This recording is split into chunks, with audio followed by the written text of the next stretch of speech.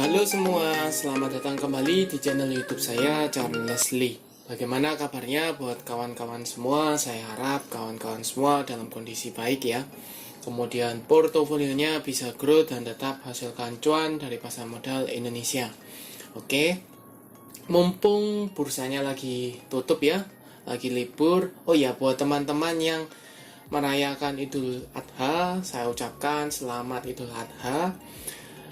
Kemudian buat teman-teman yang liburan karena long weekend ya, saya ucapkan selamat berlibur, hati-hati di jalan, semoga sampai di tempat tujuan dengan selamat. Oke, buat teman-teman semua mungkin bertanya-tanya, tadi saya sudah buatkan atau sebelumnya sudah buat video pembahasan saham-saham yang membagikan dividen, saham-saham yang familiar dengan kita-kita semua yang akan membagikan dividen, tapi dividennya relatif kecil.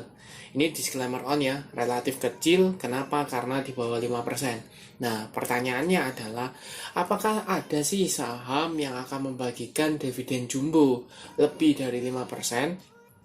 Ada jawabannya. Kalau sebelumnya ada PTBA yang akan membagikan dividen jumbo ya 28%-an, dan kali ini dalam waktu dekat akan ada satu saham yang akan membagikan dividen jumbo. Saham apa? Saham ini adalah Klipan Finansial, grupnya Panin ya, atau biasa disebut Cevin. Nah, berapa sih dividennya? Kemudian kapan pembagian atau jadwal pembagian dividennya? Apakah teman-teman bijak untuk entry sekarang atau sebaiknya tunggu koreksinya? Dan bagaimana potensinya? Apakah ada potensi dividen trap? Pastikan teman-teman tonton video ini sampai selesai. Oke ya, tanpa berpanjang lebar kita langsung masuk ke pembahasannya untuk Cevin atau Klipan Finansial Finance. Kita coba cek beritanya ya.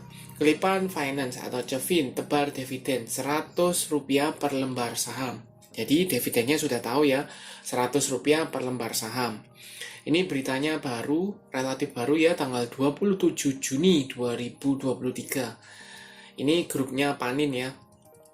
Emiten pembiayaan atau Klipan Finance Indonesia atau Cevin atau Klipan Finance ya, mengumumkan jadwal pembagian dividen tunai sebesar Rp100 per lembar saham untuk tahun buku 2022. Yang perlu digarisbawahi di sini adalah setelah 10 tahun lamanya perusahaan tidak membagikan dividen. Jadi setelah 10 tahun maka Cevin ini baru membagikan dividen kembali. Ya. Manajemen Cevin menyampaikan bahwa total dividen yang dibagikan itu mencapai Rp398,45 miliar.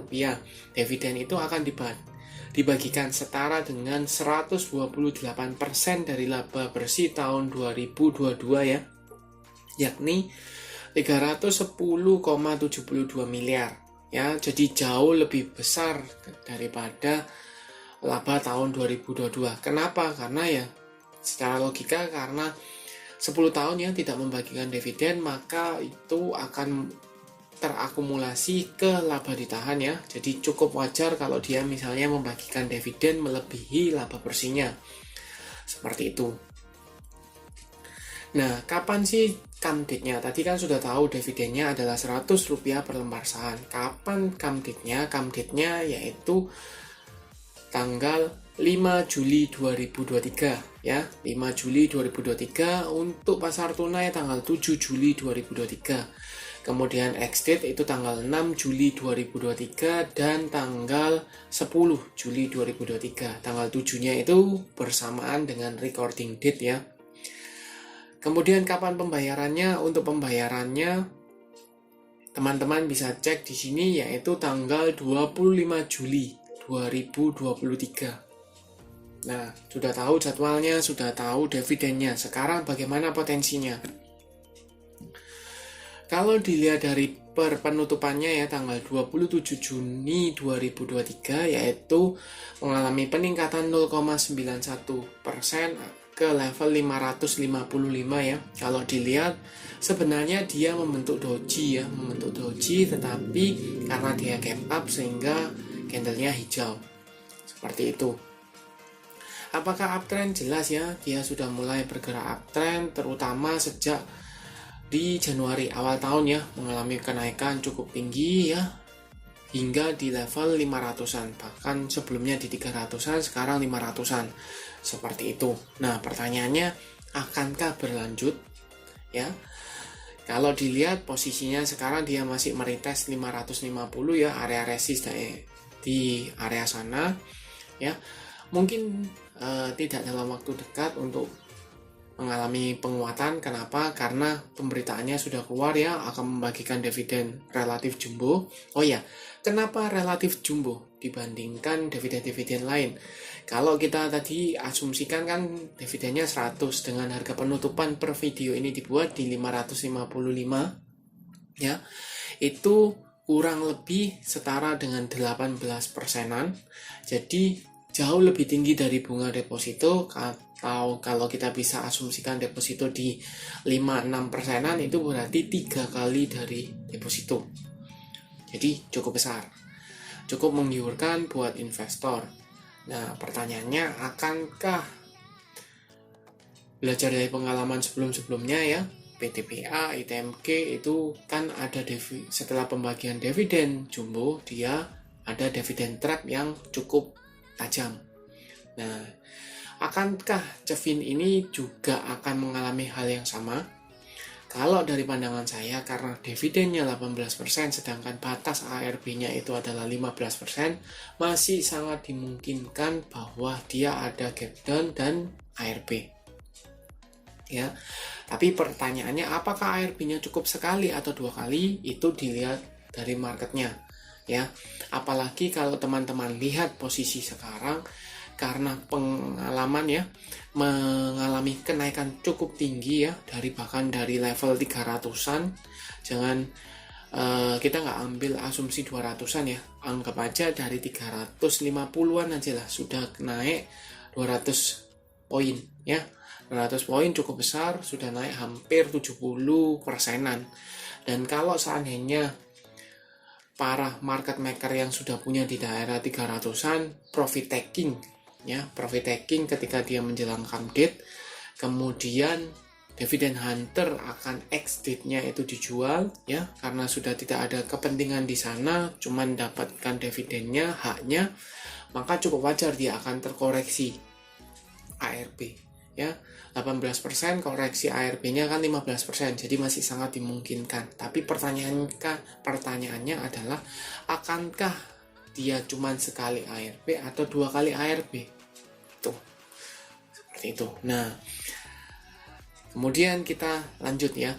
Kalau dilihat posisinya jelas uptrend karena EMA 50-nya di atas EMA 200. EMA 50 ada di 430-an, sedangkan EMA 200-nya ada di 360. Ya, jelas masih uptrend, pergerakannya cukup tinggi.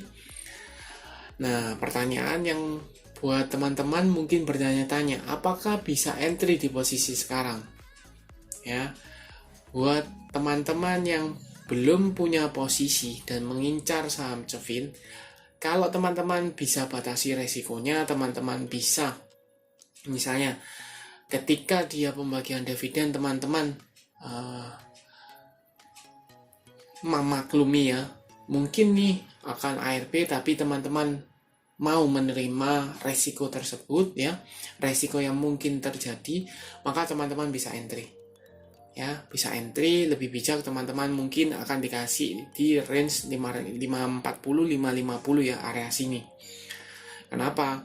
Karena kan biasanya menjelang come date ini banyak peminatnya ya, orang investor yang misalnya kurang dapat info ya, tidak tahu, yang greedy mungkin akan entry karena melihat trennya dia mengalami penguatan.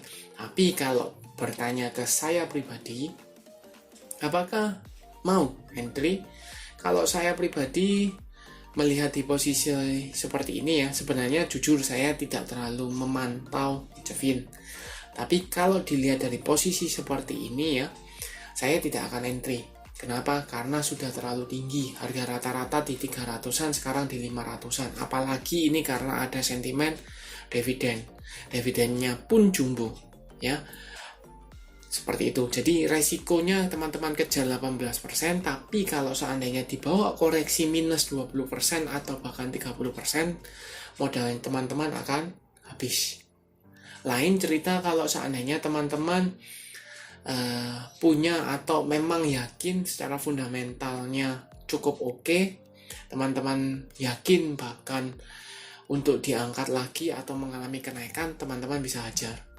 Is okay, nggak masalah. Itu tergantung preferensi teman-teman. Cuman kewajiban saya di sini adalah menyampaikan apakah ada saham yang akan membagikan dividen jumbo. Jawabannya ada, salah satunya Jevin.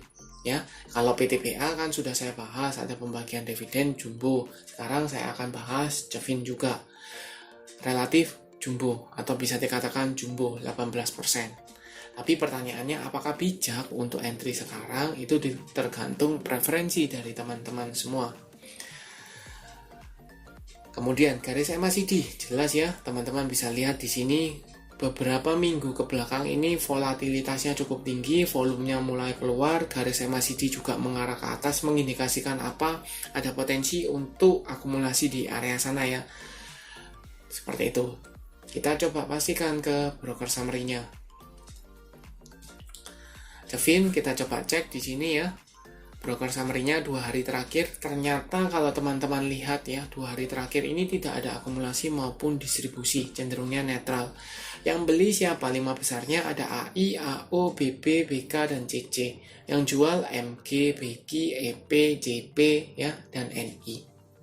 Rata-rata teman-teman bisa lihat ya, harga 540-an, 530-an, yang jual kurang lebih juga sama. Jadi cukup netral, tidak terlalu banyak akumulasi maupun distribusi ya. Tapi kenapa kok garis MACD-nya ini mengalami kenaikan? Jelas karena beberapa hari ke belakang ini mengalami kenaikan, garis MACD, garis EMA 50-nya pun mengalami kenaikan. Jadi jelas ini dorongan beli ya, dorongan seakan-akan ada dorongan beli, tapi kalau teman-teman pantau broker summary-nya itu sebenarnya netral ya, tidak ada akumulasi maupun distribusi. Seperti itu. Buat teman-teman yang sudah punya ya, mungkin di daerah 400 ke bawah, apa yang bisa dilakukan? Mungkin bisa patokan di EMA 50 ya. Ketika dia masih berada di atas EMA 50, teman-teman masih layak hold. Atau kalau misalnya takut ada dividend trap, teman-teman bisa buang sebagian ya.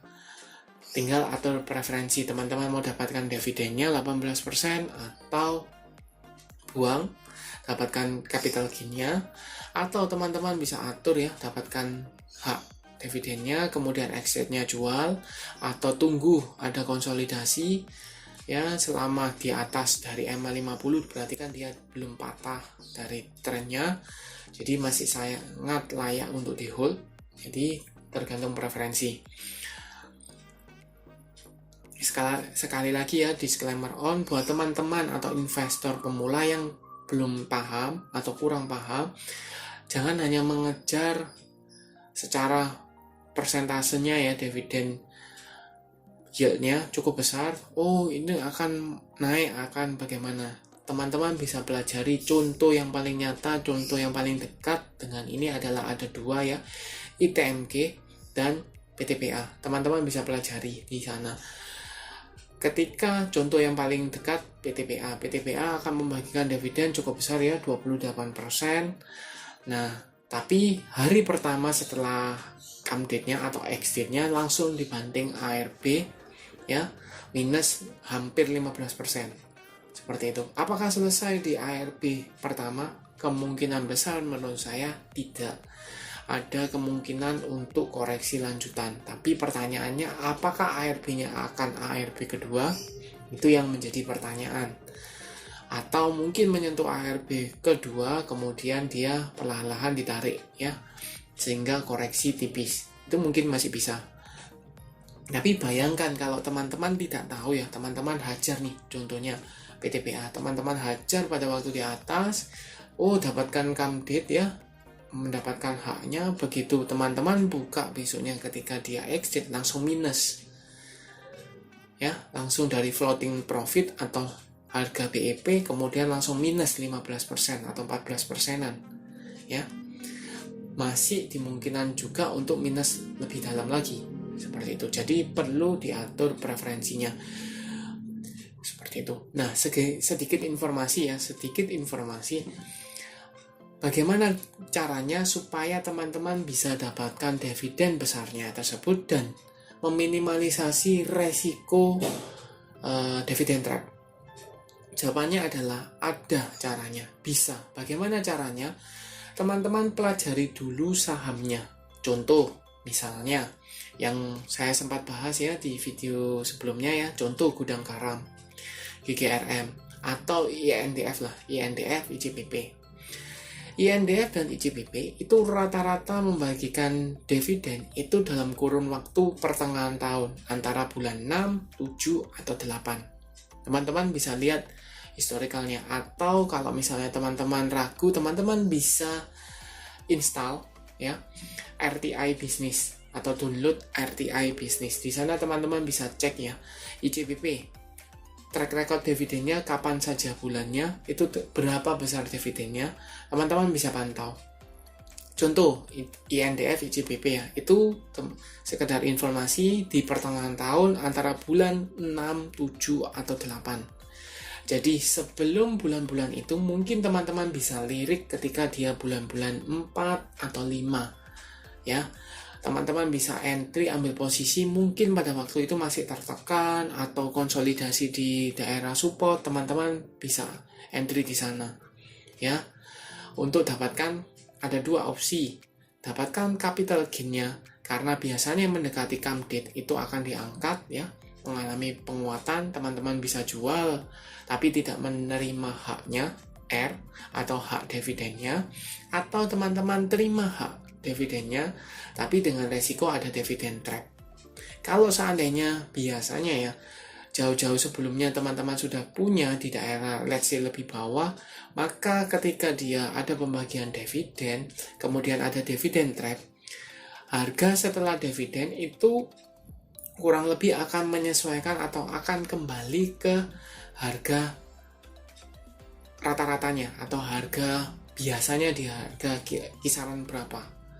Seperti itu. Let's say misalnya INDF. Teman-teman punya di level 6 ribuan. Sekarang kan di 7 ribuan.